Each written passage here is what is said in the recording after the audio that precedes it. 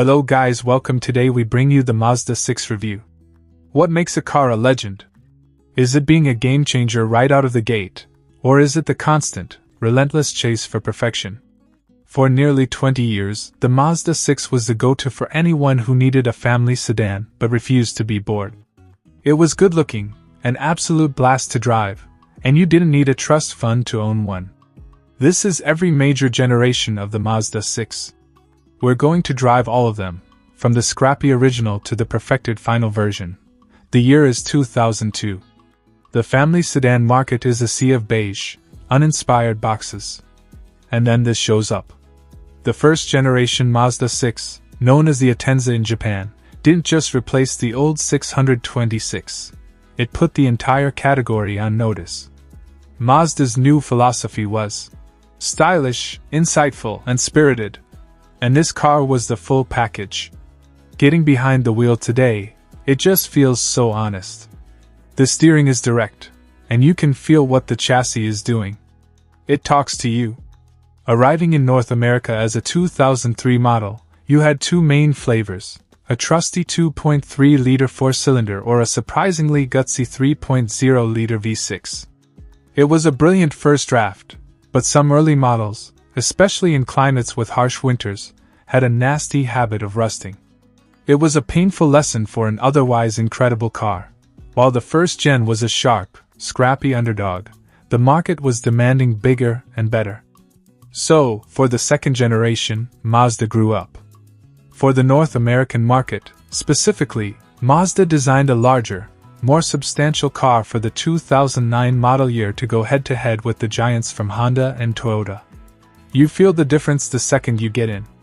It's quieter, way more comfortable, and feels like a much more mature car. The engines grew up too. The four-cylinder was bumped up to a 2.5-liter, but the big story was the massive 3.7-liter V6, lifted from the CX-9, that put out a very healthy 272 horsepower.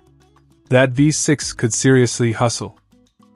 In 2012, Mazda pulled the wraps off the third-generation 6, and jaws hit the floor. This is where the Kodo, soul of motion, design language, first seen on concepts and the CX-5, truly came into its own. Arriving in the US as a 2014 model, it looked like a concept car that had escaped the auto show floor. To this day, it's one of the most beautiful sedans ever made. Period. And behind the wheel? The magic was back.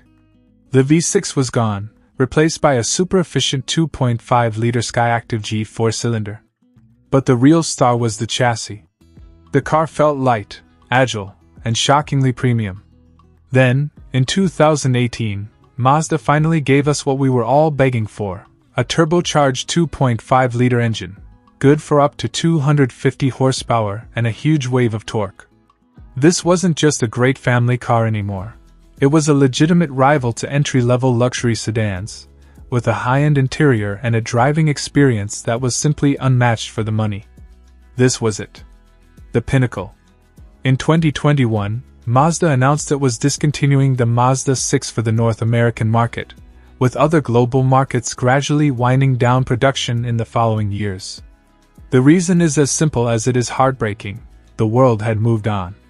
Mazda's official strategy shifted to focus on its wildly popular crossovers and SUVs as sedan sales dwindled across the industry. That final 2021 model truly is the peak, the absolute best a Mazda 6 would ever be. It's the result of everything Mazda learned over nearly 2 decades. Remember to subscribe, like, comment, and share.